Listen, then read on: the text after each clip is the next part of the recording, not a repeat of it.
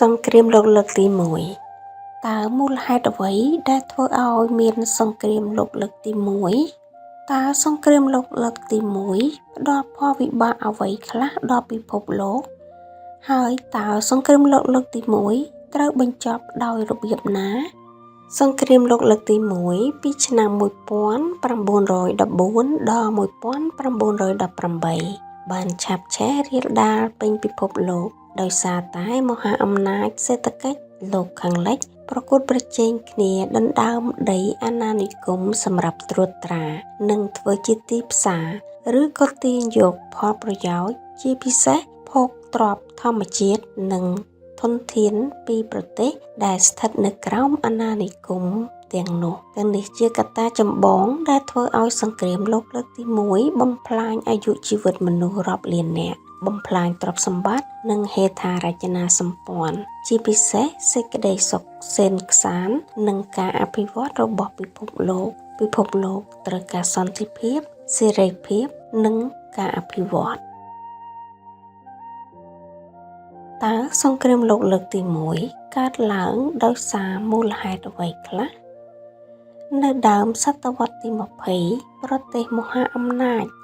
ឧស្សាហកម្មនៅទ្វីបអឺរ៉ុបជាច្រើនមានបញ្ហាតានតឹងកាន់តែធ្ងន់ធ្ងរឡើងដោយសារតែតម្រូវការឧស្សាហកម្មនិងបំណែងចែកដែនដីអាណានិគមមិនស្មើគ្នាប្រទេសអង់គ្លេសជាចក្រពត្តិចាស់តែកម្លាំងសេដ្ឋកិច្ចមិនសូវរីកចម្រើនតែមានទឹកដីអាណានិគមច្រើនចំណែកប្រទេសអាល្លឺម៉ង់ជាប្រទេសចក្រពត្តិក្មេងខ្ចីកម្លាំងសេដ្ឋកិច្ចមានសន្ទុះរីកលូតលាស់ឆាប់រហ័សប៉ុន្តែមានទឹកដីអាណានិគមតិចទើបប្រទេសអាល្លឺម៉ង់មានបំណងធ្វើការបែងចែកពិភពលោកសាជាថ្មីប្រទេសអង់គ្លេសបានស្នើសុំលុបការវិវាទចាស់ជាមួយប្រទេសបារាំងនិងប្រទេសរុស្ស៊ីតាមរយៈការគៀបសង្កត់ពីប្រទេសអាល្លឺម៉ង់ចំណែកប្រទេសបារាំងវិញមានការព្រួយបារម្ភយ៉ាងខ្លាំងពីការគំរាមកំហែងរបស់អាល្លឺម៉ង់ព្រោះប្រទេសនេះមានទឹកដីអាណានិគមជាច្រើនកន្លែងបន្ទាប់ពីអង់គ្លេសបារាំងចង់ទាមទារខេត្តពីររបស់ខ្លួនគឺអាល់សាល់និងឡូរ៉ែនរួមទាំងចង់បានតំបន់សម្បូរធ្យូងមួយទៀតគឺតំបន់សាដែលស្ថិតនៅព្រំប្រទល់ប្រទេសបារាំងនិងអាល្លឺម៉ង់ប្រទេសរុស្ស៊ីវិញមានការព្រួយបារម្ភចំពោះការជ្រៀតជ្រែករបស់ប្រទេសអាល្លឺម៉ង់ដោយមានគម្រោងស្ថាបនាផ្លូវរថភ្លើងមួយខ្សែប្រការនេះអាចជាការគំរាមកំហែងទៅលើតំបន់កូកាសនិងសមុទ្រខ្មៅរបស់រុស្ស៊ីបុព្វហេតុនៃសង្គ្រាមលោកលើកទី1កាលពីថ្ងៃទី28ខែមិថុនាឆ្នាំ1914ព្រះអង្គម្ចាស់ Franz Ferdinand ដែលជារាជទាយាទនៃប្រទេសអូទ្រីហុងគ្រីត្រូវនិស្សិតសញ្ជាតិសេប៊ីធ្វើគុតនៅក្រុងសេរ៉ាហ្សូវូប្រទេសអូទ្រីហុងគ្រីយកលេសនេះក៏បានប្រកាសសង្គ្រាមជាមួយប្រទេសសេប៊ីភ្លាមនៅថ្ងៃទី28កក្កដា1914ចំណែករុស្ស៊ីមិនអាចនៅស្ងៀមក៏ប្រកាសថាខ្លួននឹងគាំទ្រប្រទេសសេប៊ីដោយមិនបណ្ដោយឲ្យប្រទេសអូទ្រីហុងគ្រីសម្លាប់សម្ព័ន្ធមិត្តរបស់ខ្លួនប្រទេសអាល្លឺម៉ង់បានប្រកាសសង្គ្រាមជាមួយរុស្ស៊ីនៅថ្ងៃទី1សីហា1914លុះដល់ថ្ងៃទី3សីហា1914ប្រទេសអាល្លឺម៉ង់បានប្រកាសសង្គ្រាមជាមួយបារាំងទៀតនៅថ្ងៃទី4សីហាឆ្នាំ1914ប្រទេសអង់គ្លេសបានប្រកាសសង្គ្រាមជាមួយអាល្លឺម៉ង់បន្ទាប់ពីអាល្លឺម៉ង់វាយលុកឆ្លងកាត់ប្រទេសបែលហ្សិកមហាសង្គ្រាមមួយដែលគេខំនាំគ្នាបញ្ជាតាំងពីយូរនោះមកចាប់ផ្ដើមផ្ទុះឡើងដោយមានរយៈពេល4ឆ្នាំចាប់ពីខែសីហា1914ដល់ខែវិច្ឆិកាឆ្នាំ1918ប្រទេសដែលចូលរួមនៅក្នុងចម្បាំងចាប់ផ្ដើមដំបូងសង្គ្រាមនេះ មានលក្ខណៈជាចម្បាំងក្នុងទ្វីបអឺរ៉ុបតែប៉ុណ្ណោះក្រោយមកចម្បាំងនេះបានរីករាលដាលពេញពិភពលោកដោយមានប្រទេសផ្សេងទៀតបានចូលរួមជាបន្តបន្ទាប់ក្នុងប្លុកទាំងពីរ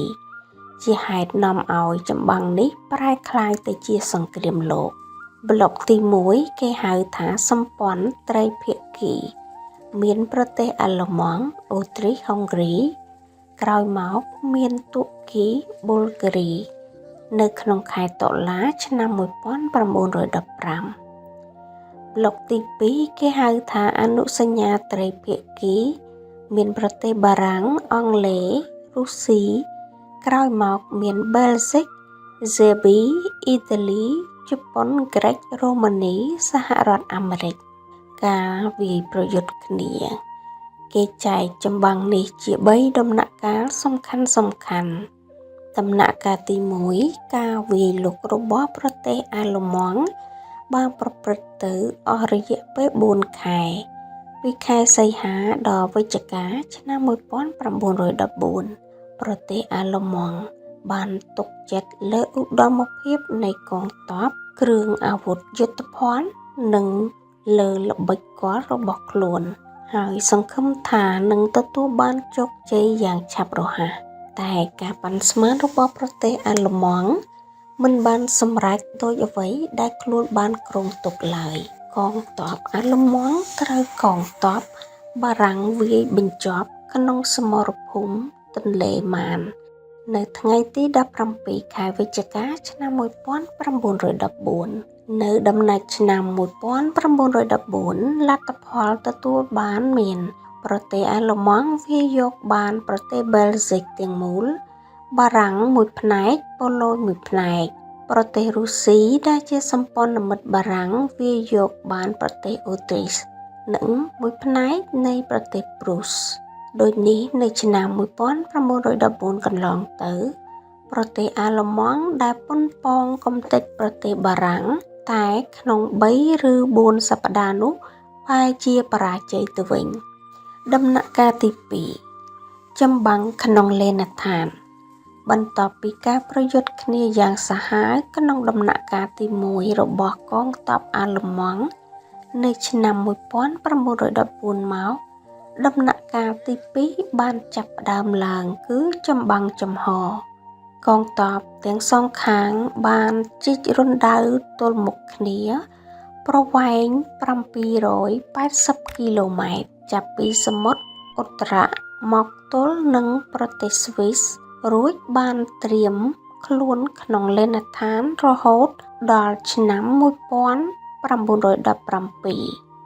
ចាប់ពីឆ្នាំ1915ដល់1917ការប្រយុទ្ធគ្នាមានភាពសាហាវព្រៃផ្សៃគ្រប់មធ្យោបាយថ្មីត្រូវបានយកមកប្រើទាំងសងខាងដូចជាកាំភ្លើងធំយន្តហោះផ្សែងឆ្លក់រថក្រោះនាវាមួយទឹកនៅឆ្នាំ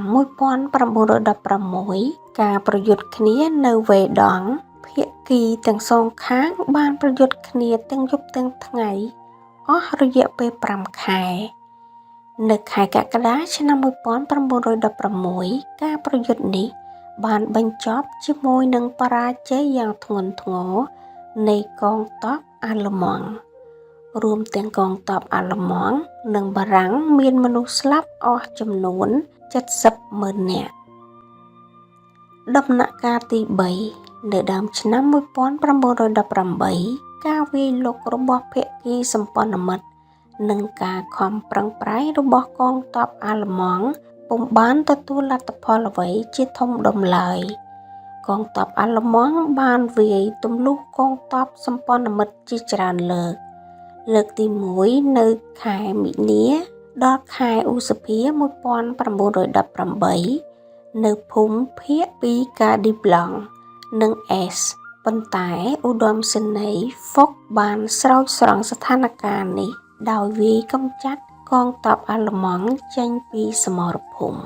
លើកទី2នៅថ្ងៃទី15ដល់18ខែកក្កដាឆ្នាំ1918នៅសមរភូមិទន្លេម៉ាន នៅថ្ងៃទី8ខែសីហាឆ្នាំ1918 ឧត្តមសេនីយ៍ហ្វុកត្រូវបានតែងតាំងជាមេបញ្ជាការលើទ័ពសម្ព័ន្ធមិត្តទាំងអស់រួមមានបារាំង អង់គ្លេស សហរដ្ឋអាមេរិកជាដើមបន្ទាប់មកគ្រប់សមរភូមិបើកការវាយប្រយុទ្ធគ្រប់មុខព្រួញដោយពុំអាចទប់ទល់តទៅទៀតបានប្រទេសអាល្លឺម៉ង់ត្រូវចុះហត្ថលេខាលើយុទ្ធសន្តិភាពនៅថ្ងៃទី11ខែវិច្ឆិកាឆ្នាំ1918ហើយសង្គ្រាមលោកលើកទី1ក៏បានបញ្ចប់ដែរសន្ធិសញ្ញាដែលបញ្ចប់សង្គ្រាម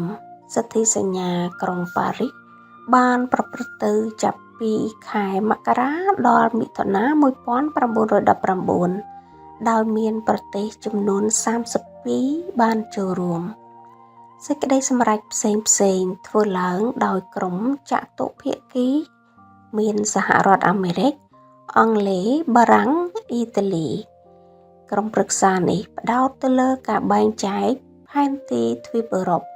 តាមឆន្ទៈប្រជាជននិងការបង្កើតសង្គមប្រជាជាតិដើម្បីរក្សាសន្តិភាពសន្ធិសញ្ញាទីក្រុងវែរសាយចុះហត្ថលេខាដោយប្រទេសអាល្លឺម៉ង់នៅថ្ងៃទី28ខែមិថុនាឆ្នាំ1919ដែលមាន27ប្រទេសចូលរួមសន្ធិសញ្ញាចែងអំពីបញ្ហាទឹកដីអាល្លឺម៉ង់ត្រូវប្រគល់ទឹកដីអាល់សាសនិងឡូរ៉ែនឲ្យបារាំងវិញអាល្លឺម៉ង់ត្រូវប្រគល់ប៉ូណានីឲ្យប៉ូឡូញហើយអាណានិគមរបស់អាល្លឺម៉ង់នៅអាហ្វ្រិកនិងប៉ាស៊ីហ្វិកត្រូវដាក់ក្រោមអាណត្តិរបស់អង់គ្លេសចំណែកតំបន់សាត្រូវស្ថិតក្រោមការត្រួតត្រារបស់សង្គមប្រជាជាតិតំបន់ច្រាំងខាងឆ្វេងទន្លេរ៉ាំងស្ថិតក្រោមការត្រួតត្រារបស់សម្ព័ន្ធមិត្តរយៈពេល15ឆ្នាំបញ្ហាសេដ្ឋកិច្ចអាល្លឺម៉ង់ត្រូវសងការខូចខាតនិងជួសជុលចំនួន$33,000 លានបញ្ហាកងទ័ពអាល្លឺម៉ង់ត្រូវកាត់បន្ថយកងទ័ពមកនៅត្រឹម10,000 នាក់ផលវិបាកនៃសង្គ្រាមលោកលើកទី1សង្គ្រាមលោកលើកទី1ដែលកើតឡើងនៅឆ្នាំ1914ដល់1918ជាសង្គ្រាមលោកមានទំហំធំដែលគេមិនដែលជួបប្រទះហើយសង្គ្រាមបានអូសទាញប្រទេសចំនួន33ដែលមានប្រជាជនចំនួន1,500 លាននាក់នៅគ្រប់ទិសទីឲ្យធ្លាក់ក្នុងគ្រោះមហន្តរាយនិងវិនាសកម្មសង្គ្រាមនេះផ្ទុះឡើងបណ្ដាលឲ្យខូចខាតសម្ភារៈផ្ទះសម្បែងរោងចក្រផ្លូវគមនាគមន៍សាលារៀននិងធ្វើឲ្យមនុស្សស្លាប់ប្រហែលជា10 លាននាក់របួសប្រហែលជា20 លាននាក់